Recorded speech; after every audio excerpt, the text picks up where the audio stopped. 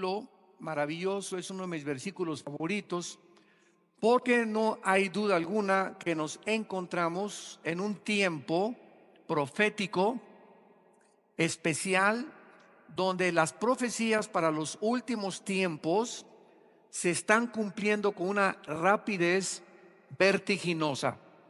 Y es importante que al cobrar conciencia de que el Espíritu Santo está comenzando a moverse en miles de iglesias alrededor del mundo y en millones de corazones de todos aquellos que han puesto su fe y su confianza en el Hijo de Dios Jesucristo, entendamos qué corta es la vida. Qué corta es la vida. Y además de esto, que pasa con una rapidez tremenda, como dice en Santiago 4, es como un vapor la vida, que aparece y desaparece. Cuando nos damos cuenta qué hemos hecho con nuestra vida, en qué estamos empleando nuestro tiempo tan precioso, que se nos va de las manos, que envejecemos con una rapidez impresionante. Cuando vemos a las criaturas pequeñas nacer y a los 2, 3 años a nuestros nietos, nos damos cuenta qué rápido pasa la vida. De veras debemos de considerar que estamos en la penumbra de la muerte, porque todos los seres humanos estamos en una fila esperando la condenación final, o sea, la muerte. No la condenación eterna del alma, sino somos reos condenados a morir todos los seres humanos. Porque dice la Biblia en Hebreos 9:27, está establecido que todos nosotros muramos una sola vez. Y después de la muerte no hay limbo, no hay purgatorio, no hay ningún otro estado intermedio, no hay reencarnación, solamente hay cielo o infierno.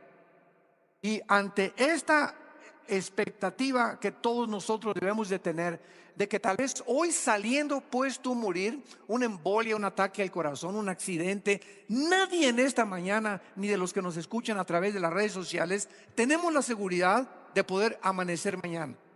Entonces, este mensaje que les quiero compartir es precisamente relacionado con la convicción y las responsabilidades que tenemos como familia cristiana para de veras dedicar nuestras vidas a aquello que es lo único por lo cual vale la pena vivir.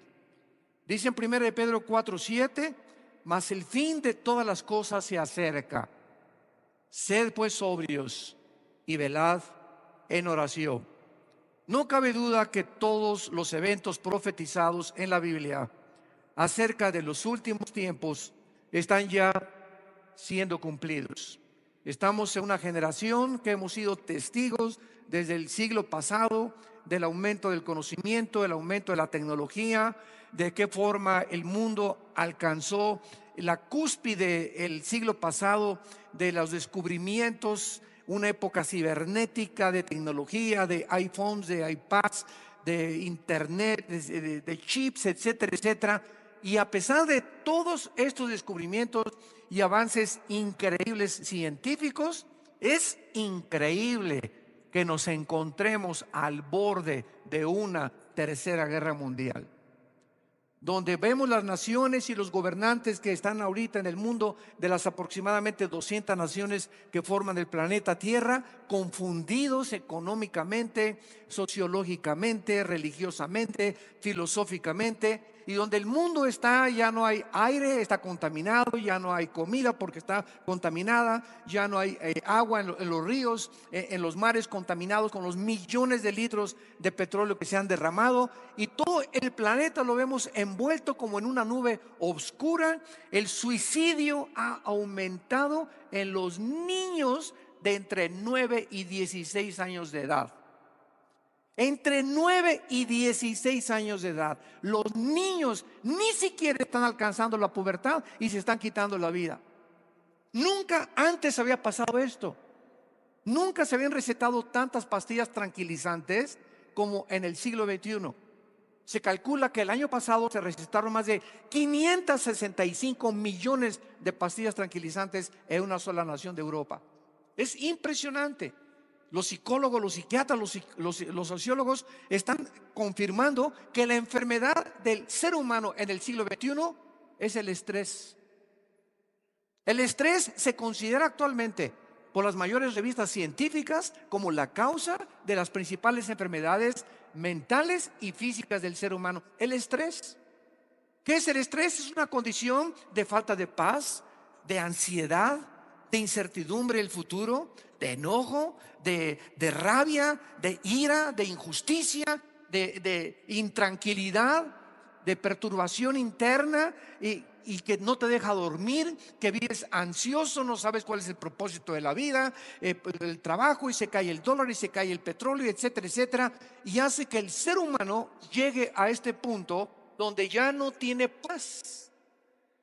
Y eso provoca, desde que se descubrieron las enfermedades psicosomáticas, psicomente, soma cuerpo, las enfermedades que produce la mente intranquila, al hígado, al estómago, a los pulmones, al corazón, al páncreas, a la vesícula biliar, etcétera, etcétera. Es increíble cómo ahora se ha descubierto y confirmado que un estado mental anormal afecta a tu salud. Sin embargo, a la luz de todos estos acontecimientos y de todas estas profecías que hemos visto que se han estado cumpliendo, y hemos dado cantidad de seminarios acerca de profecías, dos preguntas muy importantes tenemos que contestar. La primera: ¿qué efecto tiene en tu vida y en mi vida al saber que nos encontramos en la última generación? Esto es demasiado solemne y demasiado serio. ¿Qué efecto tiene al conocer en este libro que es la Biblia, y que ya no hay duda que nos encontramos al final de la historia, por todo lo que nos está rodeando, como jamás en la historia habían convergido todas las profesiones como lo han hecho ahora en el siglo XXI? ¿Qué efecto debe tener en mi vida y en mi relación con Dios? Y la segunda pregunta es: toda esta información que tenemos del fin de la historia y del ser humano, ¿es simplemente algo fascinante y sensacionalista para mis oídos y para mi conocimiento intelectual? ¿O toda esta información nos las dio Dios para prepararnos para recibirle?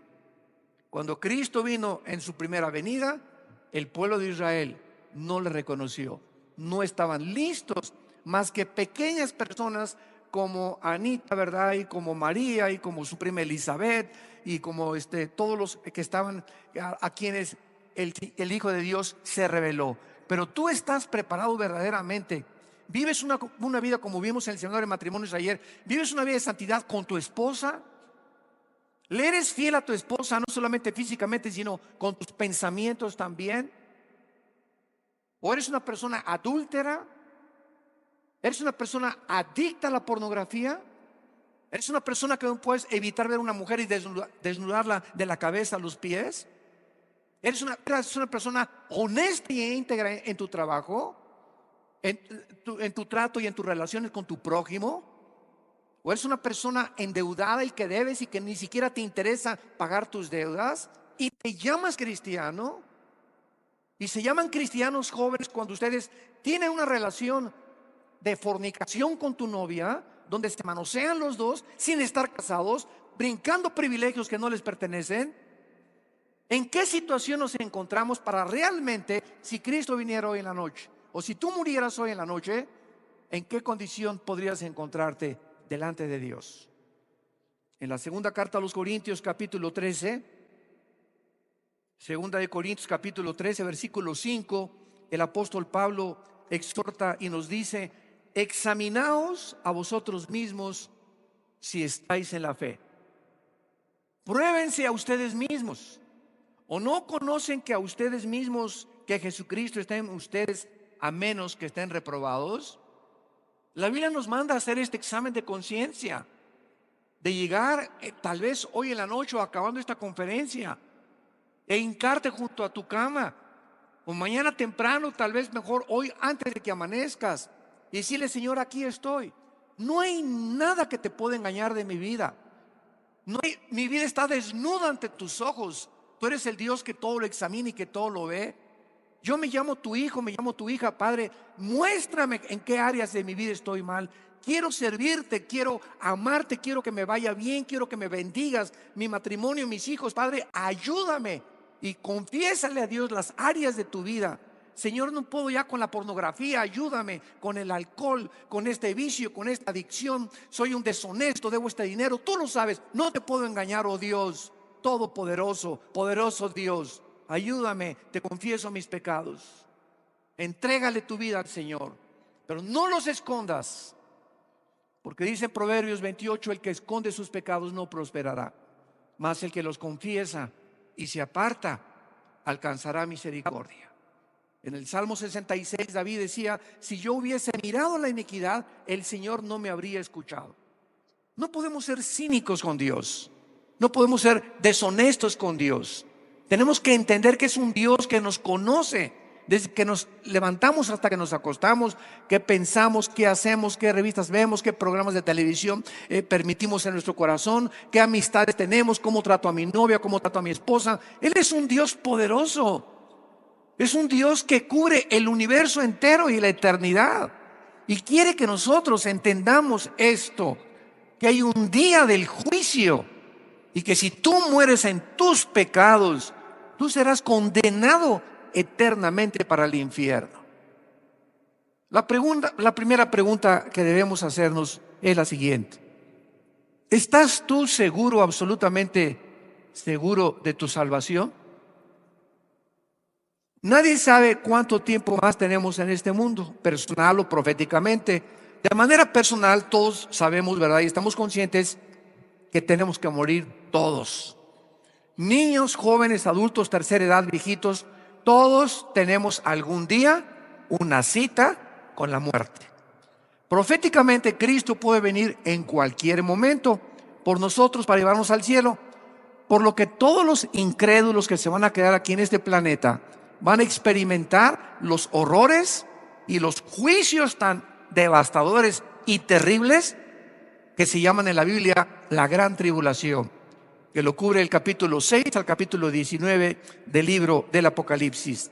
Y en vista de todas estas realidades en las que el mundo va a ser sumido aún todavía en un terror más grande que ahorita parece reino aventura comparado con lo que se viene en el mundo, lo más importante que toda persona debe en este momento considerar es esta pregunta: ¿tienes tú una relación con Jesús como tu Señor y como tu Salvador?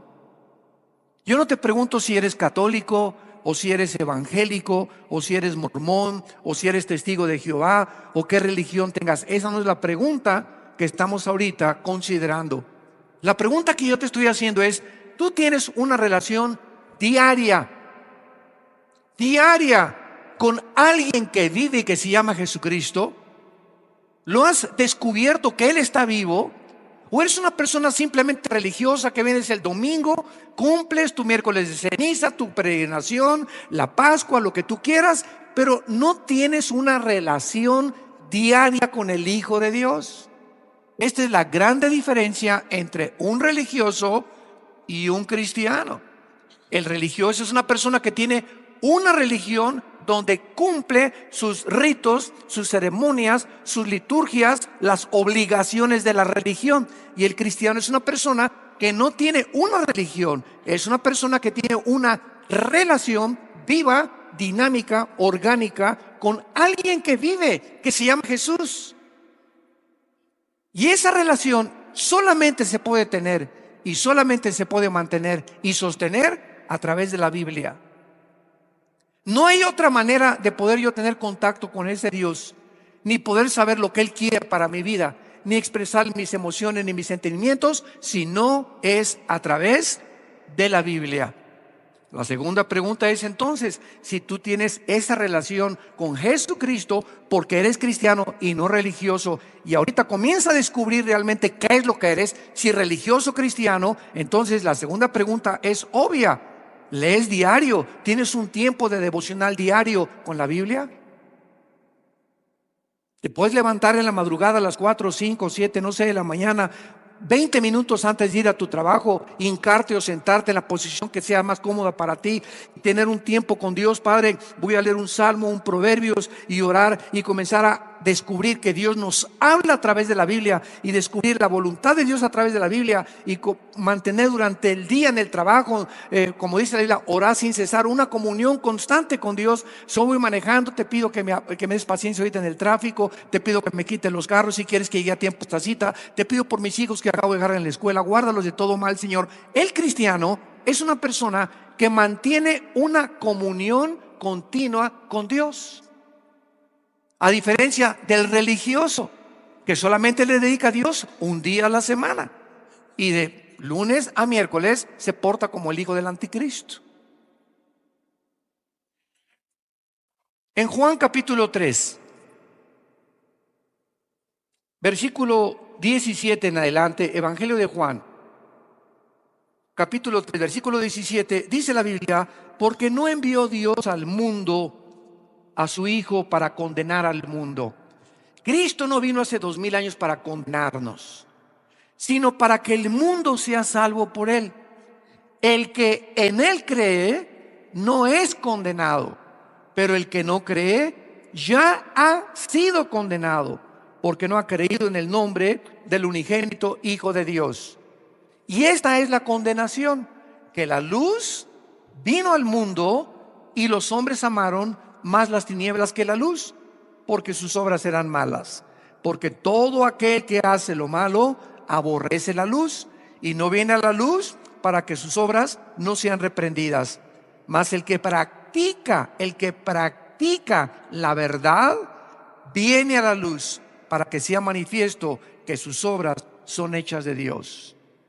Todo ser humano que ha tenido un encuentro con Jesucristo y que descubriste en tu vida, en algún punto de tu vida, en mi caso personal fue hace muchos años cuando me di cuenta que mi vida era un desastre, que mi vida era un caos, yo estaba autodestruyéndome totalmente. Y precisamente mi hermano Alejandro, el que se encuentra ahorita enfermo, fue el que me abrió los ojos, me abrió la Biblia. Y tuve un encuentro con Jesús, comencé a leer Juan 14:6, yo soy el camino, la verdad y la vida, y descubrí que Cristo no era Mahatma Gandhi, no era Buda, no era Mahoma, no era Confucio, no era Zoroastro, sino que Él había hecho declaraciones como: yo soy la resurrección y la vida, yo soy el pan que descendió del cielo, yo soy el principio y yo soy el final, yo soy el que estuve muerto, mas he aquí que vivo. Y estas declaraciones de Jesucristo me hicieron caer de rodillas. Y como me dijo mi hermano, tú no tienes una tercera alternativa con Cristo. O Él fue un psicópata, loco, paranoico, esquizofrénico, el más grande que la humanidad ha conocido, o te caes de rodillas y le llamas Padre Santo, Hijo de Dios, Dios mío y Señor mío. Pero no me vengas, me decía mi hermano, no inventes que solamente es un maestro de moral, un gran filósofo como todos los que han existido. Él no nos da esa tercera opción. Él es lo que Él dijo ser, o fue un mentiroso. Pero nunca lo clasifiques entre un gran maestro de moral, porque Él no dijo solamente que venía a tener una moral. Él nos vino a decir que Él nos venía a traer la vida, a conectarnos con nuestro Creador otra vez. Y sus declaraciones son impresionantes a la luz de las declaraciones de todos los demás líderes religiosos que han existido en el pasado. Compáralas simplemente. Fue lo que yo hice. Yo estudié a Buda, estudié a Mahatma Gandhi. Estaba una búsqueda impresionante filosófica. Era ateo, además de todas estas cosas. Había llegado a convencerme que ya Dios no podía existir. ¿Y todo por qué? Por el programa equivocado que habían puesto mis amigos y mis maestros en mi mente. Y cuando me encuentro con Jesús, Él viene a cambiar nuestras vidas. Si tú te llamas cristiano y tu vida no ha sido revolucionada, donde ya tratas diferente a tu esposa, tratas diferente a tus hijos, a tus padres, a tu novia no la tocas porque sabes que no debes hacerlo, ni, como dicen vulgarmente, comerte la torta antes de tiempo, hasta el día de la boda, hasta el día de tu luna de miel. Tú le entregas tu cuerpo y le dices: Panchita, este es mi cuerpo que he guardado hasta el día, virgen hasta el día, para esta noche que sea para ti. Igual la mujer, ¿verdad? Este es mi cuerpo, es el mejor regalo de bodas que yo te doy. Me he mantenido virgen ante los ojos de Dios y ante ti. ¿Por qué? Porque amo a Jesucristo. Cuando comenzamos a vivir esa vida de santidad, de dedicación, de consagración, no se imaginan las grandes bendiciones que Dios nos da. Pero tenemos que cobrar realidad. ¿Qué es el cristianismo? Ya tenemos que despertar. Ya tenemos que cobrar conciencia que el mundo se está hundiendo, el Titanic, el barco se está hundiendo, y el grito es: sálvese el que pueda. Ya no hay más que sálvese el que pueda. Ya deja de vivir esa vida vana, vacía, hueca, falsa, hipócrita que muchos están viviendo. Llegó el momento de la realidad, donde tenemos que cobrar conciencia si somos o no somos, porque Dios viene a juzgar al mundo. Ya no viene como vino Cristo a salvarnos, ahora viene a condenar a aquellos que se han burlado de Él. Las buenas noticias del Evangelio, ¿verdad? Las malas noticias son esas que declara que todos somos pecadores y separados de Dios, por cuanto todos pecamos y estamos destituidos de la gloria de Dios. Nacimos en pecado, tú y yo, y la paga del pecado es la muerte. La Biblia pregunta: ¿qué vas a hacer con tus pecados? ¿Te vas a ir de peregrinación a la villa para que Dios te perdone tus pecados? ¿O vas a agarrar una penca de plátanos y te vas a comenzar a golpear para sacarte sangre y decirle: Señor, mira lo que estoy haciendo para perdonar mis pecados? ¿O te vas a formar parte, a ser miembro de una religión? Todos estos métodos los hemos inventado porque nos sabemos pecadores. Pero la Biblia tiene otro mensaje: que tú no tienes que hacer nada. Cristo en una cruz hizo lo que nosotros no podíamos hacer. Él paga por nuestros pecados en la cruz, y tú lo único que tienes que hacer es aceptarlo, arrepentirte de tus pecados, invitarlo como tu Señor y Salvador, y comenzar a tener una relación con Él a través de las Sagradas Escrituras. Esas son las buenas noticias. Dice en Isaías capítulo 53: despreciado y rechazado entre los hombres, varón de dolores, experimentado en quebranto. Escondimos de Él el rostro, fue menospreciado y no lo estimamos. Ciertamente llevó Él nuestras enfermedades y sufrió nuestros dolores, y nosotros le tuvimos por azotado, por herido de Dios y abatido. Mas Él herido fue por nuestras rebeliones, molido por nuestros pecados. El castigo de nuestra paz fue sobre Él, y por su llaga todos hemos sido curados. Esas las heridas que te produjo cuando te violaron cuando eras niña, o cuando te violaron cuando eras joven. Las heridas que te produjeron tus padres alcohólicos, o tu madre prostituta, o el mal ejemplo que tuviste de tus hermanos o de tus hermanas. Todos nosotros hemos venido a la cruz lastimados, heridos. ¿Por qué? Porque vivimos un mundo muy feo, donde el mundo, ¿verdad?, dijo Jesús, los envío como ovejas en medio de venaditos, dijo, de conejitos. Los envío como ovejas en medio de lobos. Y los lobos son de los depredadores más sanguinarios y crueles que existen. Estamos rodeados de un mundo bien feo. Y en este mundo vamos a experimentar traiciones, desánimo, frustraciones, te van a apuñalar por la espalda, decepciones, desilusiones. Y todas estas cosas, si tú no estás blindado, blindada, y sabes que así es el mundo, te hundes en la autolástima. Ay, pues ya no quiero vivir. Ay, pues no vale la pena. Ay, pues yo quería ser cristiano, etcétera, etcétera. Y es porque no tienes una constitución interna espiritual para poder resistir los misiles que el mundo nos lanza. Entonces, si mi condición interna no es fuerte, no puedo resistir la presión de fuera. Pero si mi condición interna es fuerte, vienen las flechas y las traiciones y las calumnias y las burlas y los bullings, etcétera, etcétera, del mundo tan feo que nos rodea, y todas las decepciones a las cuales tenemos que vivir todos. Y yo permanezco de pie, simplemente ¿por qué? Porque Jesús es mi esperanza. Y no hay nada que yo haga caso más que mantener mi paz interior. Mientras yo tenga mi paz interior con Dios, seré capaz de pasar por el fuego y no me quema, por las aguas y no me ahogarán. Yo soy tu Dios, no temas, dice la Biblia. Nunca te dejaré, nunca te desampararé. Yo soy tu buen pastor. Te voy a guiar por sendas de justicia por amor de mi nombre. Y aun cuando andes en valles de sombras y de muerte, ¿sabes una cosa? Voy a demostrarte que no vas a tener miedo, porque yo estoy contigo. El bien y la misericordia te seguirán todos los días de tu vida, y aun cuando mueras, seguirás morando conmigo por largos días.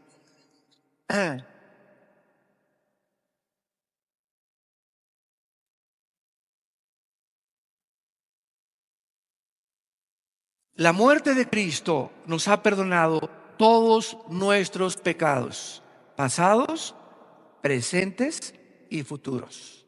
La salvación no se puede perder. ¿Por qué no se puede perder? Porque no nos la ganamos y porque no nos dijo Dios, les doy una salvación temporal. Y después de que te salve, va a depender de ti. Si te portas bien, entonces mantiene la salvación. Si te portas mal, pierde la salvación. Ese no es el mensaje de la Biblia. La Biblia es, te doy una salvación eterna. Ya estuvimos en Cristo en la cruz, con Él fuimos muertos en la cruz, sepultados con Él y resucitados con Él. Entonces, si alguien dice que es cristiano y toma la salvación como ocasión para el libertinaje, pues como ya soy salvo, puedo hacer lo que me da la gana, eso demuestra que no eres cristiano, porque no nos llamó Dios para que viviéramos una vida de libertinaje y usar su gracia como libertad para pecar. El que es cristiano y peca, oh Dios, esa es la gran realidad que somos cristianos. Me duele lo que hice, no debí haber hecho eso con mi novio, no debí haber tratado a mi esposa así, estoy haciendo una trance en mi negocio y hay algo dentro de mí que me convence que no puedo seguir así y caigo de rodillas si soy cristiano y le pido perdón a Dios y comienzo otra vez de nuevo.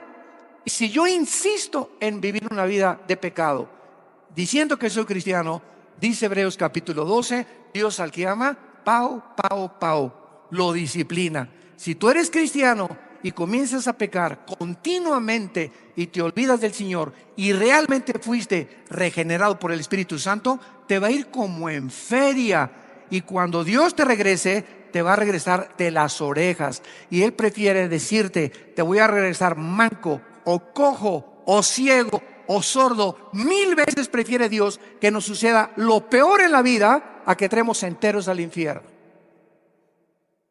Dice en Hebreos capítulo 10, versículo 10: en esta voluntad somos santificados mediante la ofrenda del cuerpo de Cristo, hecha una vez para siempre. O sea, Cristo ya no tiene que pagar más por los pecados. Los pecados que tenían que ser pagados fueron pagados una vez en la cruz.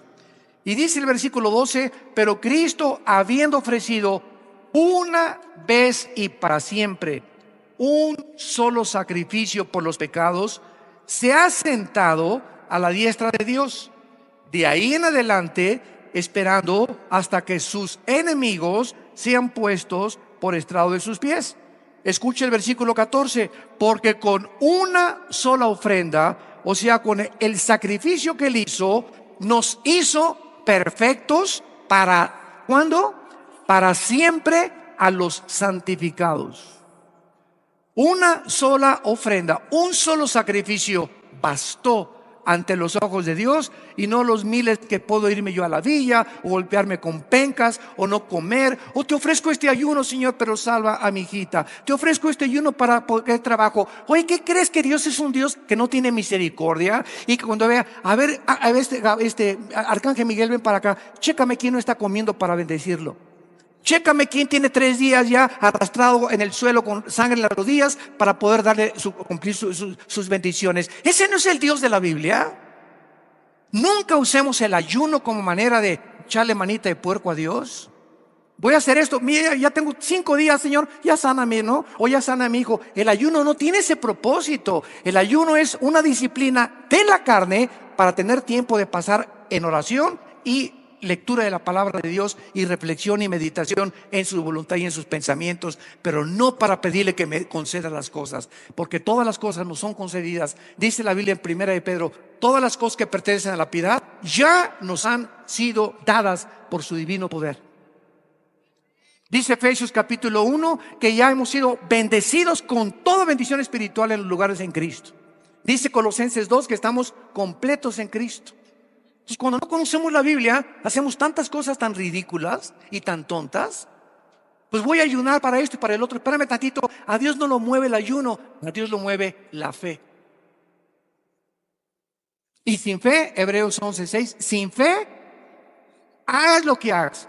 Deja de comer un mes, muérete y revuélcate ahí como renacuajo, como armadillo en el suelo. Mira, Señor, haz lo que a Dios no lo mueve, ni ay, Señor, ni mis lágrimas lo mueven a Dios, ni porque me hinque y le comience a gritar a Dios, no lo mueve nada. Entendámoslo, por el amor de Dios. Lo único que mueve a Dios y lo único en lo cual dice, este es mi hijo en el cual tengo mi complacencia, es cuando nosotros mostramos fe, confianza en las promesas que nos ha dado. Y la fe se demuestra con nuestras acciones. Es lo único que agrada a Dios, la fe. Creer y confiar en lo que Él ha dicho es la verdad. Ahora, muy bien, todos nosotros que conocemos a Cristo como nuestro Salvador, nos encontramos en una posición de grandísimos privilegios. Grandísimos privilegios. Recuerdan ustedes en Génesis 18 que cuando Dios iba a destruir a Sodoma y Gomorra, se acercó con Abraham y le reveló a Abraham y le dijo: Abraham, te voy a revelar mis pensamientos y mi voluntad. Voy a destruir esas ciudades. Entonces, Dios es un Dios que cuando caminamos con Él nos revela y nos prepara antes de que caigan sus juicios. Y Dios mandó a Abraham y le dijo: por favor, saca de Sodoma y Gomorra a los que sean justos. Y pues ya conocemos la historia, ¿verdad? Que Abraham le contestó y le dijo: si hay 50 justos, ¿no destruye Sodoma? No la destruyo.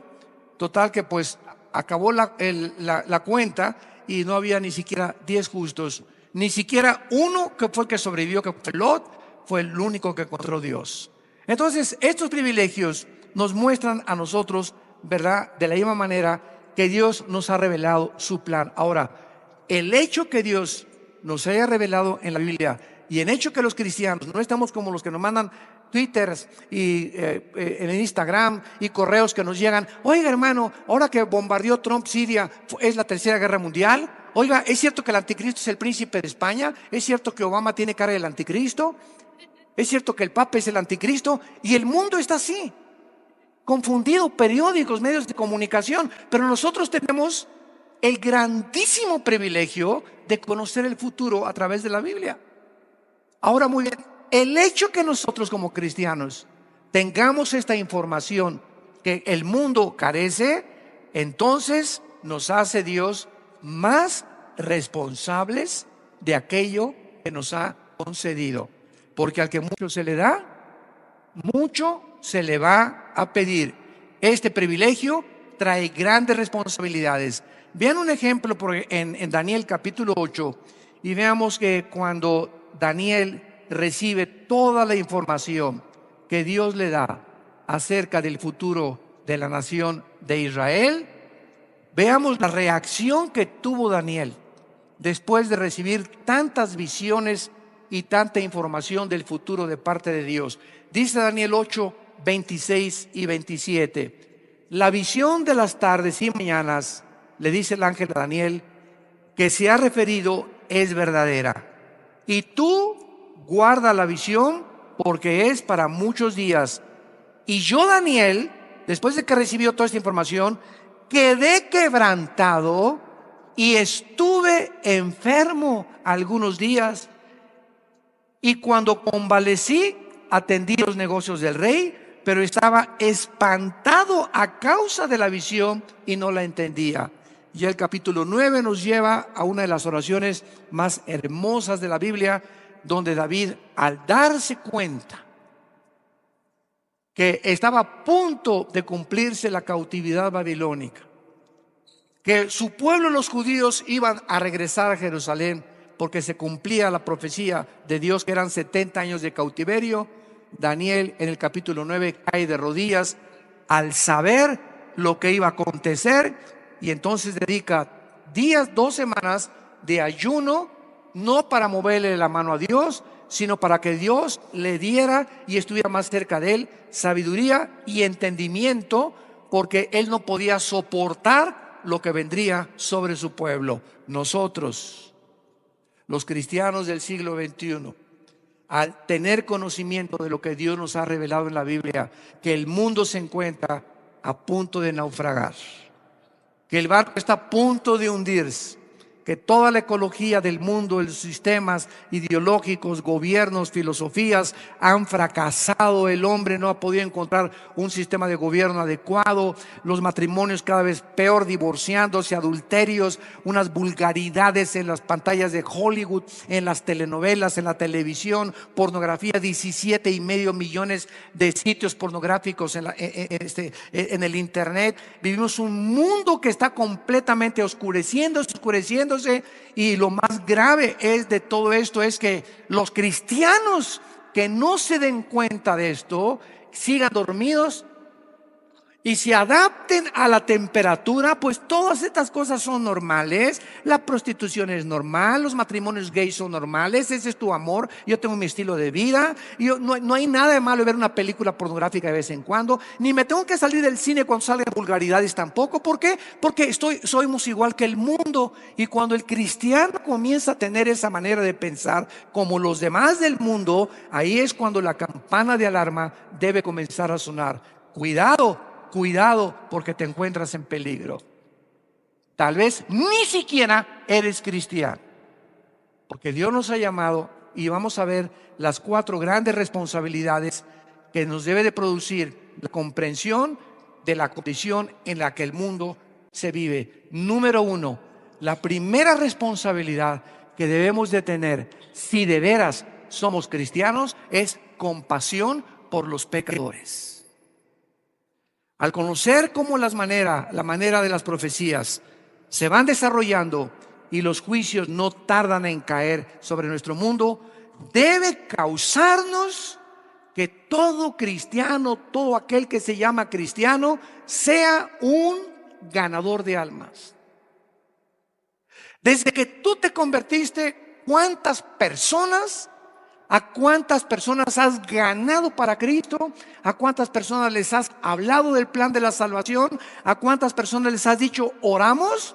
¿Qué te impide, compadre, amigo, primo, Pancho, Carmelita? Vamos ahorita a orar, después de platicarle que Cristo murió en la cruz y que es la manera en que podamos ser salvados. ¿Has guiado desde que tú te convertiste a alguna persona en oración para que acepte a Jesucristo como Salvador? No levante la mano nadie. Si tú no has ganado almas ni le has hablado a nadie de Cristo, ¿cómo puedes llamarte cristiano? Cuando en Hechos 1:8 Jesús dijo, recibirán poder cuando hayan recibido al Espíritu Santo y me serán testigos. ¿Para qué vino el Espíritu Santo en nuestra vida?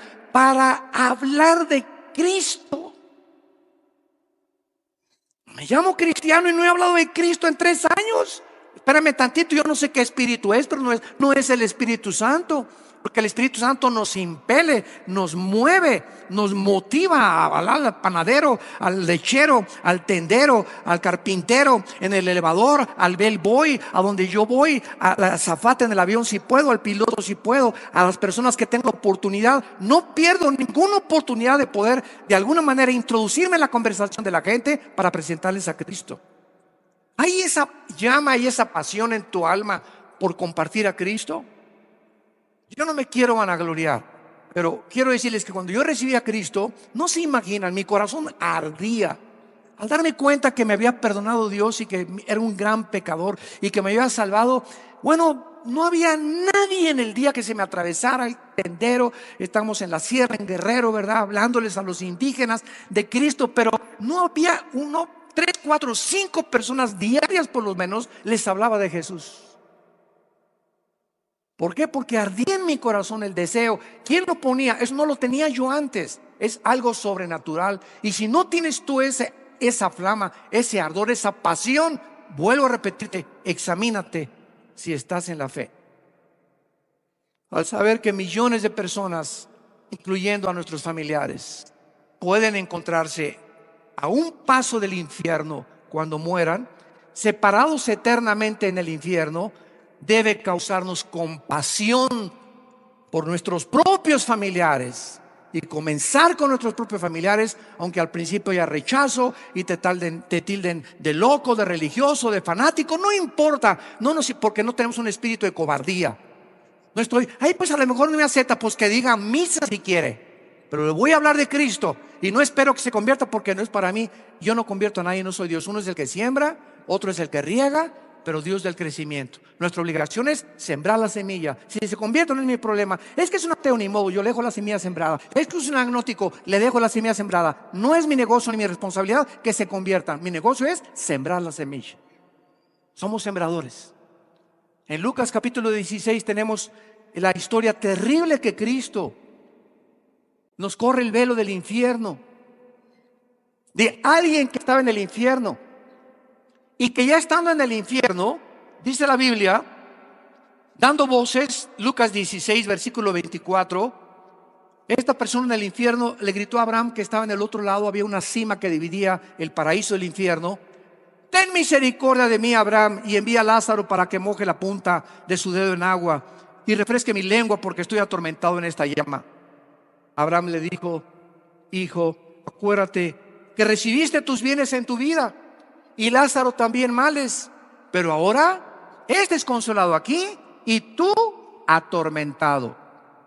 Además de esto, una gran cima nos separa. Entonces, el versículo 27, la persona que estaba en el infierno le dijo a Abraham: te ruego pues, Padre, que envíes a la casa allá cerca de Lerma. Tengo 5 hermanos para que les testifique cerca de Catepec o de Toluca, donde tú vivas. Mándales a alguien para que les hable de Cristo, a fin de que no vengan ellos también a este lugar de tormento. Y Abraham le contestó y le dijo: a Moisés y a los profetas tienen, óiganlos. Él entonces dijo: no, padre Abraham, pero si alguno fuere de ellos de entre los muertos, se arrepentirán. O sea, si alguien se levanta en la noche y le jala las patas a mi hermano, o a mi tía, o a mi madrina, y le jala los piecitos, y le dice: yo soy el ángel, arrepiente tus pecados. O sea, buscando maneras, un milagro que vea. No. Nadie se va a convertir por milagros, ni por apariciones en la noche. Dice el versículo: mas Abraham le dijo: si no oyen a Moisés y a los profetas, tampoco se persuadirán, aunque alguno se levantare de los muertos. Es mentira que algún milagro guíe a nadie a la cruz. Dichosos los que no vieron y creyeron, dijo Jesucristo. Los milagros que hizo Jesucristo era para poder vindicar que Él era el Mesías. Y claro que Dios sigue sanando. ¿Quién puede dudar de la soberanía de Dios? Pero de eso, a usar los milagros para hacer que la gente crea en Cristo, eso es una gran fantasía. Eso no es bíblico. Yo puedo ver ahorita, traigo a mi tío y que es ateo, y veo que se paró alguien de la silla de ruedas y mi tío va a decir: es verdad, de veras se levantó y tenía 15 años en la silla de ruedas. Pregunta, esas emociones de mi tío y sus sentimientos que lo llevaron hasta arriba al ver ese espectáculo, la pregunta es: ¿cuánto le van a durar?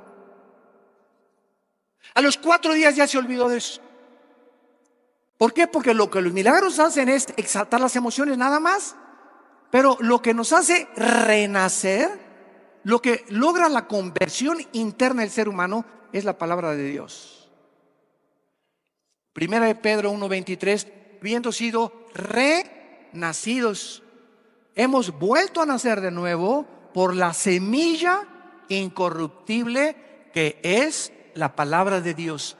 Nadie puede convertirse ni hacerse cristiano si antes no oyó el evangelio de la gracia de Cristo. Tú le puedes hablar a una persona: pues Dios es bueno y Dios te ama. Sí, ¿y qué? También Alá me ama. También los hindúes tienen 7 millones de dioses.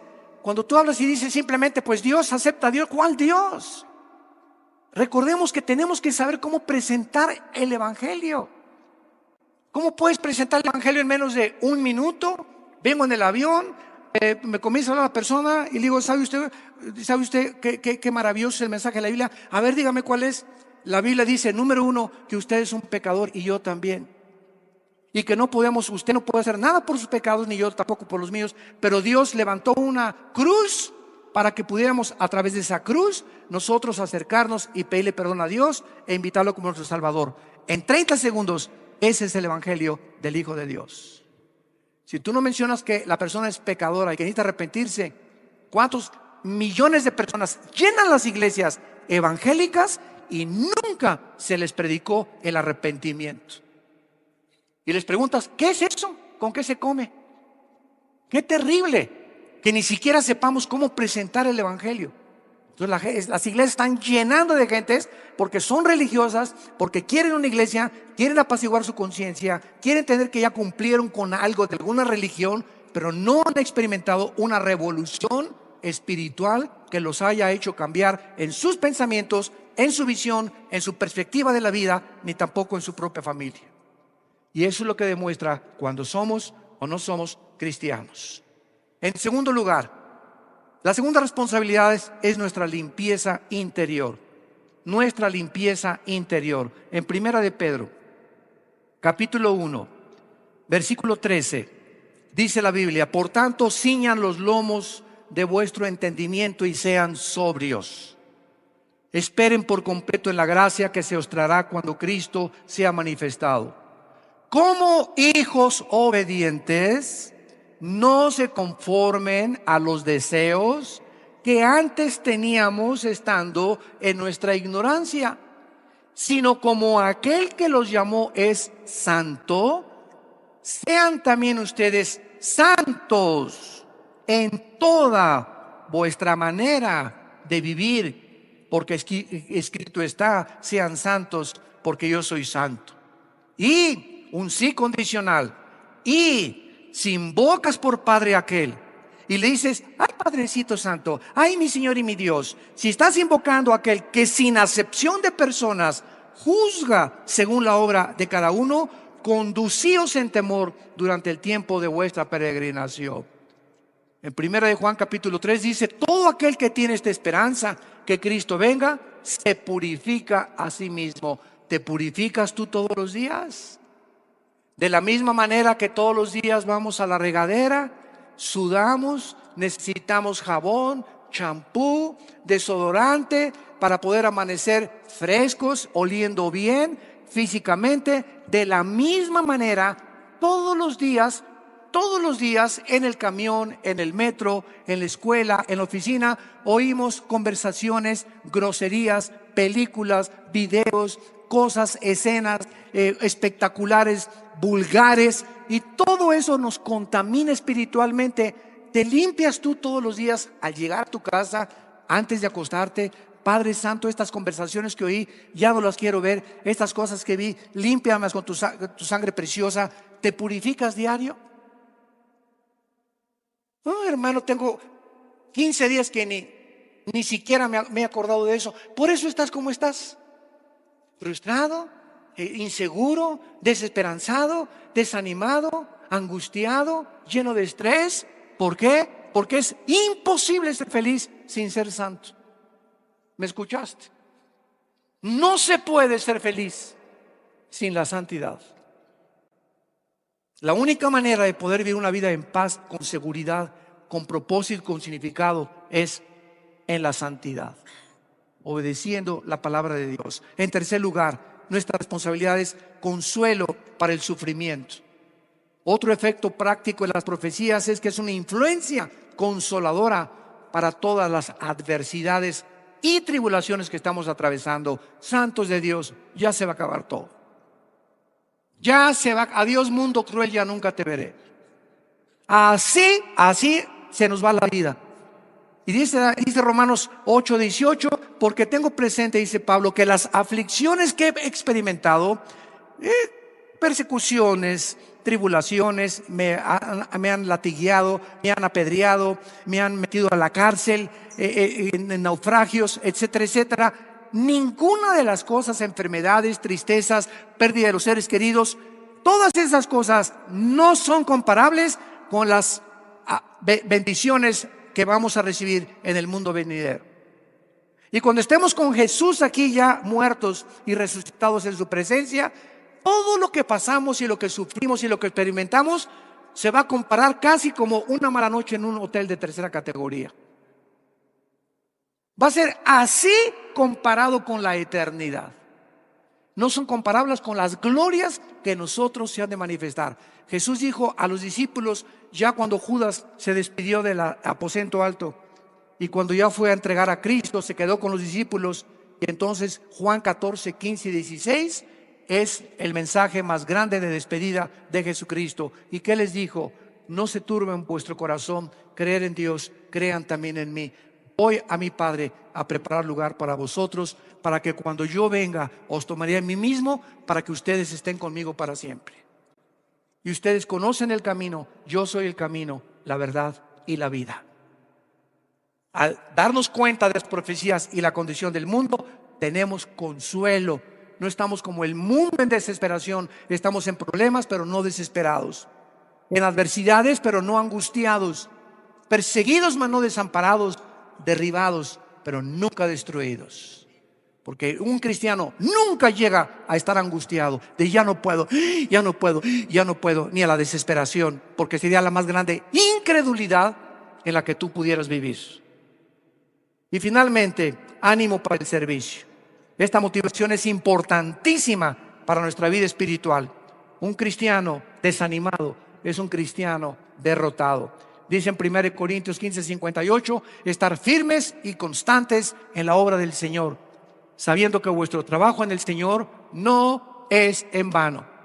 Jesús dijo, un vaso de agua, un simple vaso de agua que no vale ni 25 centavos, que tú des a alguien en mi nombre, te será recompensado en la otra vida. No nos cansemos de hacer el bien, porque vamos a sembrar tarde o temprano. No nos cansemos de hacer el bien. Aunque el mundo te pague equivocadamente, no te canses de sembrar. No te canses de predicar. No te canses de consolar a la gente y tener este consuelo que Dios nos ha dado, porque Jesús viene y pronto con su recompensa, para que cada uno de nosotros recibamos de acuerdo a lo que Él ha prometido. Te damos gracias, Señor, por tu palabra en esta mañana, por redarguir nuestros corazones. Qué importante es examinarnos sinceramente ante la condición en la que el mundo vive, si verdaderamente estamos en la fe. Oh Dios, nuestra alma está de por medio. Es algo demasiado solemne, el estado eterno de nuestra alma. Y si alguna persona en esta mañana, o aquellos que nos escuchan a través de las redes sociales, no está segura de que verdaderamente tienes a Cristo en tu vida, asegúrate en este instante. ¿Cómo lo puedo hacer?, me preguntarás. Simplemente, después de escuchar este mensaje precioso, majestuoso, eterno de la palabra de Dios, dile con todo tu corazón a Dios en este momento: mi Señor y mi Dios, pienso y siento que no te conozco. Tengo dudas de mi propia salvación. Señor Jesucristo, creo que en esa cruz, con tu sangre preciosa, pagaste con ella la cuenta pendiente de pecado que yo tenía contigo. Reconozco que nunca hubiera yo podido pagar esa cuenta con ningún sacrificio y con ninguna buena obra. Tú lo hiciste todo en mi lugar para mostrarme tu gracia, tu amor infinito, porque de tal manera me has amado que has dado a tu Hijo Jesucristo en mi lugar. Señor Jesús, como creo que a los 3 días tu Padre te levantó de los muertos, te pido que entres a mi vida en este instante. Te recibo como mi Señor y mi Salvador. Lávame y perdóname de todas mis maldades de mi vida pasada. Hazme una nueva criatura, y con el poder de tu Espíritu viviré para hablar de ti, porque la vida es corta y quiero emplear mi corta vida en compartir este mensaje glorioso y arrebatar miles o cientos de almas del infierno para tu gloria eterna, Hijo de Dios. Amén. Amén y amén.